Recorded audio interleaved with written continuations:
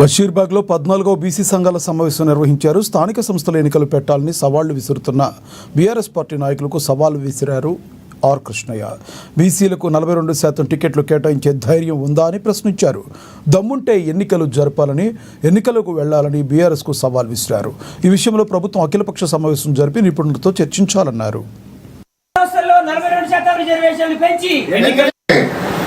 స్థానిక సంస్థలకు వెళ్లాలని చెప్పి గతంలో ఆర్ కృష్ణ గారి నేతృత్వంలో ఎన్నో దఫలుగా ఒత్తిడి చేసి రాష్ట్ర ప్రభుత్వం మీద తీసుకురావడం జరిగింది. ఈ మధ్య కాలంలో కొన్ని పార్టీలు ఎన్నికలు జరపాలి, ఎన్నికలకు వెళ్ళరా మీరు అనే మాటనే మాట్లాడుతున్నారు తప్ప రిజర్వేషన్ల ప్రక్రియను అమలు చేసిన తర్వాత ఎలక్షన్లకు వెళ్ళాలి అనే మాట ఏ ఒక్క పార్టీ నుంచి కూడా రావడం లేదు. ఇది చాలా సిగ్గుచేటు. బీసీలారా మీరు మేల్కోండి. ఎందుకంటే ఆర్ కృష్ణ 50 సంవత్సరాల పోరాట ఫలితంగా ఇవాళ రాహుల్ గాంధీ కొన్ని రాజకీయ పార్టీ దమ్ముందా లోకల్ బాడీ ఎలక్షన్లు పెట్టాలని సవాల్ విసురుతుంది. ముఖ్యంగా బీఆర్ఎస్ పార్టీ ఇంకా కొన్ని పార్టీలు ఎన్నికల కోసం పోవాలని తహతహలాడుతున్నారు. నేను అన్ని పార్టీలకు సవాల్ చేస్తున్నా.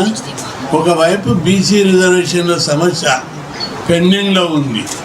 రిజర్వేషన్ల సమస్య తేల్చకుండా, పెంచకుండా ఎన్నికలకు పోవాలని సిగ్గు లేకుంటే ఎట్లా అంటున్నారని నేను అడుగుతున్నాను.